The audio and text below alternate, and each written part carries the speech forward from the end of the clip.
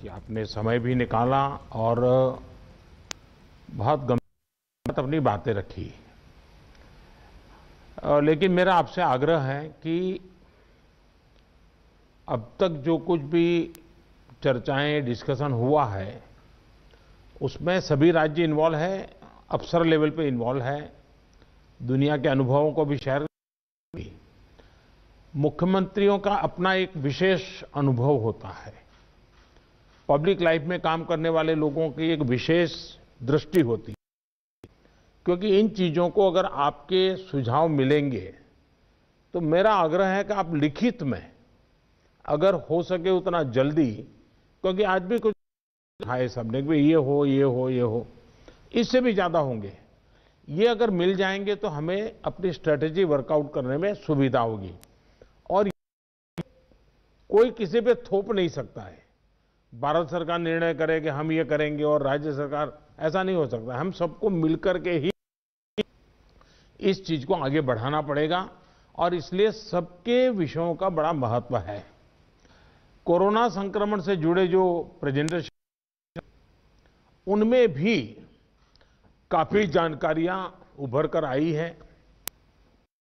मैं प्रारंभ में कुछ मंत्री मुख्य की थी जहां स्थिति जरा बिगड़ रही है। जहां तक वैक्सीन का सवाल है, वैक्सीन की स्थिति और डिस्ट्रीब्यूशन को लेकर भी कुछ भी चर्चाएं हुई हैं। एक प्रकार से मीडिया में जो चलता है वो अलग चीज होती है, हमें तो इन चीजों को ऑथेंटिकली ही आगे बढ़ना पड़ेगा। जब हम सभी के सामने चुनौती एक अनजान ताकत से लड़ने की थी, लेकिन देश के संगठित प्रयासों ने इस चुनौती से मुकाबला किया, नुकसान को कम से कम रखा। आज रिकवरी रेट और फर्टिलिटी रेट दोनों ही मामलों में भारत दुनिया के अधिकतर देशों से बहुत संभली हुई स्थिति में है। हम सभी के अथक प्रयासों से देश में टेस्टिंग से लेकर ट्रीटमेंट का एक बहुत बड़ा नेटवर्क आज काम कर रहा है। इस नेटवर्क का लगातार विस्तार भी किया जा रहा है। पीएम केयर्स के माध्यम से ऑक्सीजन और वेंटिलेटर्स उपलब्ध कराने पर भी विशेष जोर है। कोशिश ये है कि देश के मेडिकल कॉलेज और जिला अस्पतालों को ऑक्सीजन जनरेशन के मामले में सेल्फ सफिशिएंट बनाया जाए। इसलिए अभी 160 से ज्यादा नए ऑक्सीजन प्लांट्स के निर्माण की प्रक्रिया ऑलरेडी शुरू की गई है। पीएम केयर फंड से देश के अलग अलग अस्पतालों को हजारों नए वेंटिलेटर्स मिलने भी सुनिश्चित हुए हैं। वेंटिलेटर्स के लिए पीएम केयर फंड से 2000 करोड़ रुपए ऑलरेडी स्वीकृत किए गए हैं। साथियों, कोरोना के मुकाबले के बीते 8-10 महीने के अनुभवों के बाद देश के पास पर्याप्त डेटा है। कोरोना के मैनेजमेंट को लेकर एक व्यापक अनुभव है। आगे की रणनीति बताते समय हमें बीते कुछ महीनों के दौरान देश के लोगों ने, हमारे समाज ने कैसे रिएक्ट किया है, कैसे रिस्पॉन्ड किया है, मुझे लगता है इसको भी हमें समझना होगा।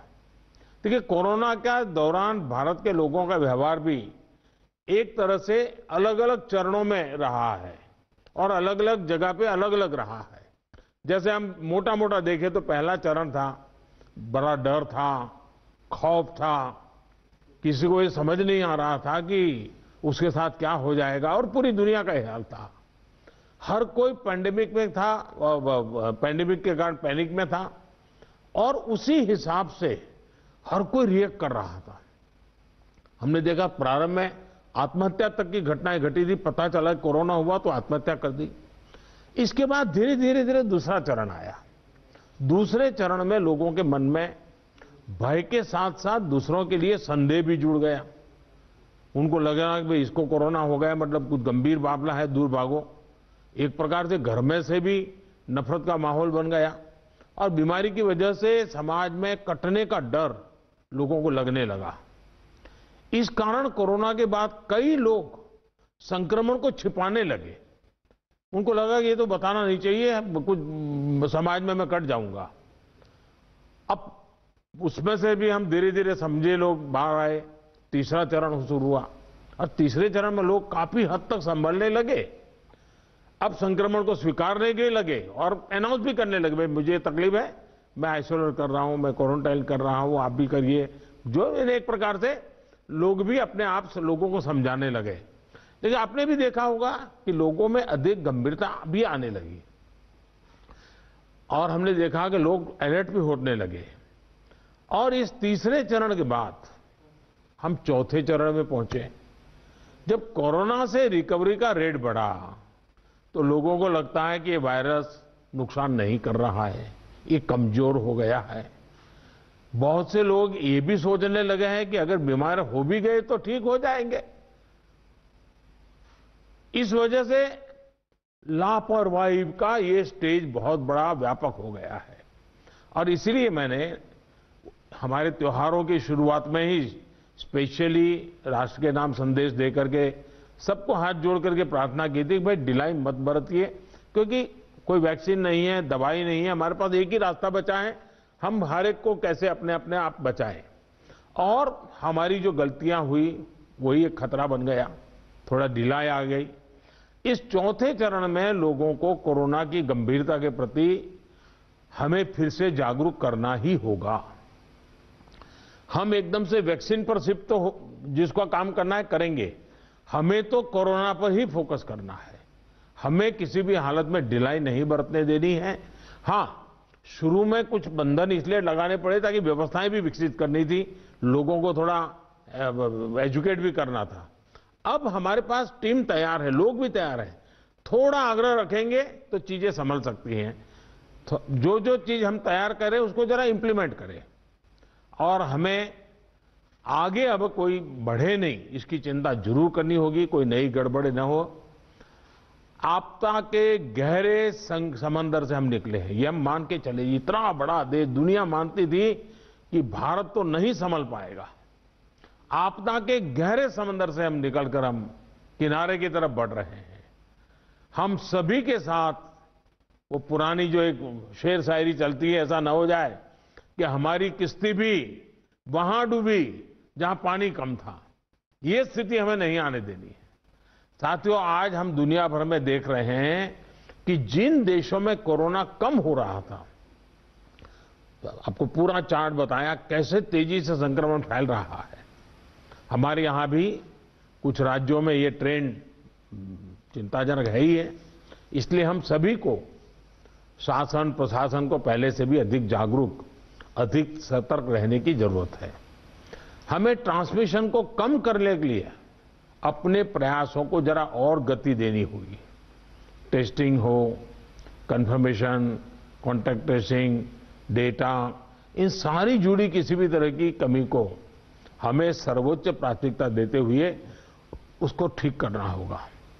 पॉजिटिविटी रेट को 5% के दायरे में लाना ही होगा। और मैं मानता हूं छोटी छोटी इकाइयों पर कहिए कि भाई एक क्यों बढ़ा, आधा क्यों बढ़ा, 2 क्यों बढ़ा। हम राज्य के स्केल पर चर्चा करने के बजाय अब जितनी लोकलाइज चर्चा करेंगे शायद हम एड्रेस जल्दी कर पाएंगे। दूसरा, हम सबने अनुभव किया है कि आरटी-पीसीआर टेस्ट का अनुपात बढ़ना चाहिए।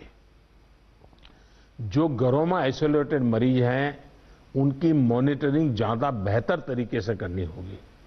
आप भी जानते हैं कि अगर वहां थोड़ी भी ढिलाई रही तो मरीज बहुत गंभीर स्थिति में अस्पताल आता है, फिर हम बचा नहीं पाते हैं। जो गांव है, कम्युनिटी के स्तर पर हेल्थ सेंटर हैं, उनको भी हमें ज्यादा इक्विप करना ही होगा। गांव के आसपास भी इंफ्रास्ट्रक्चर ठीक रहे, ऑक्सीजन की सप्लाई पर्याप्त रहे, ये हमें देखना होगा। हम लोगों का लक्ष्य होना चाहिए कि फैटेलिटी रेट को 1% से भी नीचे लाए। और वो भी मैंने जैसे कहा, छोटे छोटे इलाके में देखा जाए एक मृत्यु हुई क्यों हुई, जितना इतना फोकस करेंगे तब स्थिति को संभाल पाएंगे। और सबसे बड़ी बात, जागरूकता अभियानों में कोई कमी ना आए। कोरोना से बचाव के लिए जो जरूरी मैसेजिंग है, इसके लिए समाज को जोड़े रखना होगा। जैसे कुछ समय पहले हर संगठन, हर प्रभावी व्यक्ति को हमने एंगेज किया था, उन्हें फिर एक्टिव करना होगा। साथियों, आप भली भांति परिचित हैं कि कोरोना की वैक्सीन को लेकर इंटरनेशनली और नेशनली किस तरह की खबरें आ रही हैं।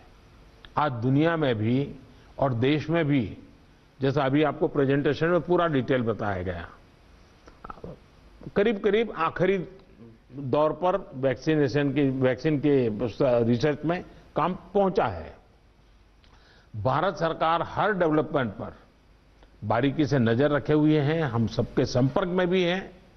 और अभी ये तय नहीं है कि वैक्सीन की 1 डोज होगी, 2 डोज होगी या 3 डोज होगी। ये भी तय नहीं है कि इसकी कीमत कितनी होगी, उसकी कीमत कितनी होगी, ये कैसे होगी। यानी अभी भी इन सारी चीजों के सवालों के जवाब हमारे पास नहीं है, क्योंकि जो इसके बनाने वाले हैं, दुनिया में जिस प्रकार की कॉरपोरेट वर्ल्ड भी है, उनका भी एक कंपटीशन है। दुनिया के देशों के भी अपने अपने डिप्लोमेटिक इंटरेस्ट होते हैं। WHO से भी हमें इंतजार करना पड़ता है। तो हमें ये इन चीजों को वैश्विक संदर्भ में ही आगे बढ़ना पड़ेगा। हम इंडियन डेवलपर्स और मैन्युफैक्चरर के साथ भी हमारी जो भी टीम काम कर रही है पूरी तरह संपर्क में है। इसके अलावा ग्लोबल रेगुलेटर्स, अन्य देशों की गवर्नमेंट्स, मल्टीलेटरल इंस्टीट्यूशंस और साथ ही इंटरनेशनल कंपनीज, सभी के साथ जितना संपर्क बढ़ सके, जितनी रियल टाइम कम्युनिकेशन हो, इसके लिए पूरा प्रयास, एक व्यवस्था बनी हुई है। साथियों, कोरोना के खिलाफ अपनी लड़ाई में हमने शुरुआत से ही एक एक देशवासी का जीवन बचाने को सर्वोच्च प्राथमिकता दी है। अब वैक्सीन आने के बाद भी हमारी प्राथमिकता यही होगी कि सभी तक कोरोना की वैक्सीन पहुंचे। उसमें तो कोई विवाद हो ही नहीं सकता है। लेकिन कोरोना की वैक्सीन से जुड़े भारत का अभियान अपने हर नागरिक के लिए एक प्रकार से नेशनल कमिटमेंट की तरह है। इतना बड़ा टीकाकरण अभियान स्मूथ हो, सिस्टमेटिक हो और सस्टेन हो, ये लंबा चलने वाला है। इसके लिए हम सभी को, हर सरकार को, हर संगठन को एकजुट होकर के कोऑर्डिनेशन के साथ एक टीम के रूप में काम करना ही पड़ेगा। साथियों, वैक्सीन को लेकर भारत के पास जैसा अनुभव है वो दुनिया के बड़े बड़े देशों को भी नहीं है।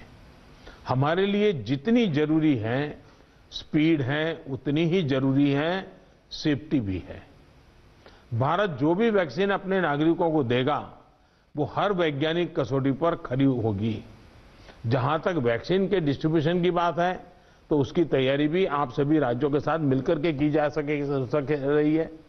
वैक्सीन प्राथमिकता के आधार पर किसे लगाई जाएगी, ये राज्यों के साथ मिलकर के एक मोटा मोटा खाका भी आपके सामने रखा है कि भाई अगर इस प्रकार से WHO ने जो कहा है हम चलते हैं तो अच्छा है, लेकिन फिर भी ये निर्णय तो हम सब मिलकर के ही करेंगे। हर राज्यों के सुझाव का महत्व इसमें बहुत रहेगा, क्योंकि आखिरकार उनको अंदाज है कि उनके राज्य में ये कैसे होगा।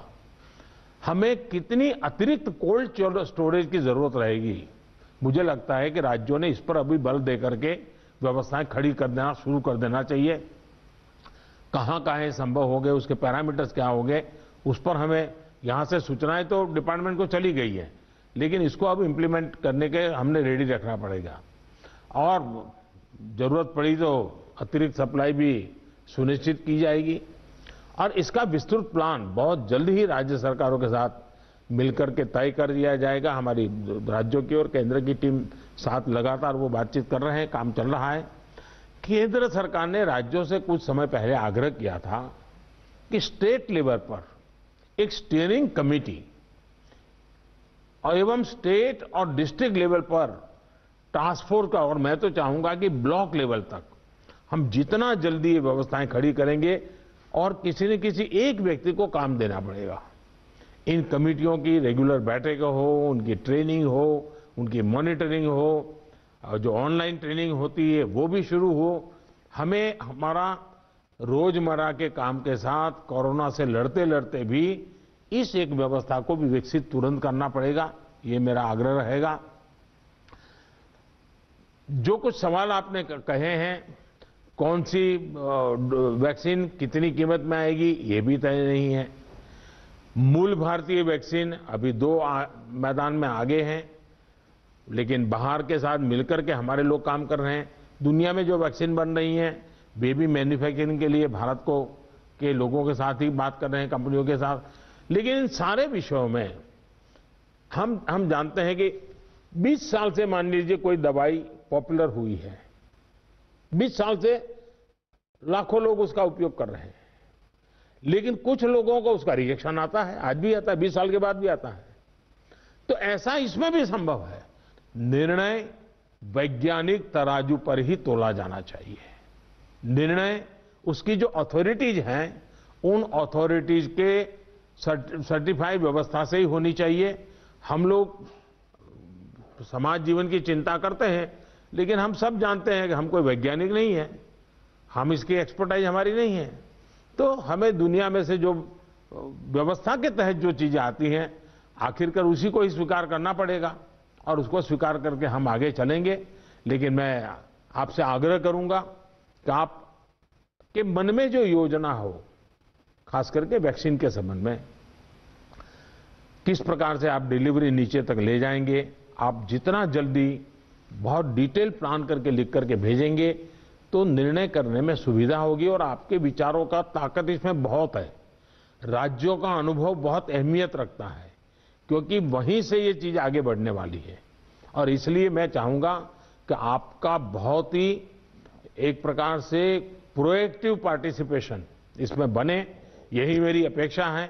लेकिन मैंने पहले ही कहा, वैक्सीन अपनी जगह पे है, वो काम होना है, करेंगे, लेकिन कोरोना की लड़ाई जरा भी ढीली नहीं पड़नी चाहिए, थोड़ा सा भी ढिलास नहीं आनी चाहिए। यही मेरी आप सबसे रिक्वेस्ट है। आज मेरी तमिलनाडु और पुडुचेरी के मुख्यमंत्रियों से बात करने का मुझे अवसर मिला। आंध्र से मैं फोन नहीं कर पाया था सुबह। एक साइक्लोन हमारे पूर्वी तट पे एक्टिव हुआ है, वो कल शायद तमिलनाडु, पुडुचेरी और आंध्र का कुछ हिस्सा वहां पर आगे बढ़ रहा है। और सारी भारत सरकार की टीमें बहुत एक्टिव हैं, सब लोग गए हैं। मैंने आज 2 आदरणीय मुख्यमंत्री जी से बात की थी, आंध्र के मुख्यमंत्री जी से अभी इसके बाद बात करूंगा। लेकिन सबके लिए पूरी तरह भारत सरकार और राज्य सरकारें मिल करके, और पहला काम खाली करवाना, लोगों को बचाना, इस पर हमारा जोर रहे। फिर एक बार मैं आप सबका बहुत आभारी हूं, आप सबने समय निकाला। लेकिन मैं आग्रह करूंगा कि आप जल्दी से मुझे कुछ न कुछ जानकारियां भेजिए। धन्यवाद। तो प्रधानमंत्री नरेंद्र मोदी को आप सुन रहे थे, और जिस तरीके से आज मुख्यमंत्रियों से मुलाकात थी, क्योंकि कोरोना के जहां पर हालात बिगड़ रहे हैं जिन राज्यों में, उनमें क्या उपाय किए जा सकते हैं, किस तरीके के प्रबंध होने चाहिए, इस पर चर्चा हुई। साथ ही साथ वैक्सीन को लेकर जो चर्चाएं गर्म हैं कि अगले साल की शुरुआती 2 महीने में ही वैक्सीन आ सकती है, उसको लेकर भी उन्होंने अपने विचार रखे। पीएम केयर्स के माध्यम से ऑक्सीजन और वेंटिलेटर्स उपलब्ध कराने पर भी विशेष जोर है।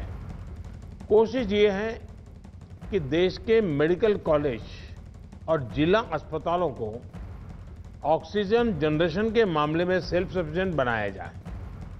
इसलिए अभी 160 से ज्यादा नए ऑक्सीजन प्लांट्स के निर्माण की प्रक्रिया ऑलरेडी शुरू की गई है।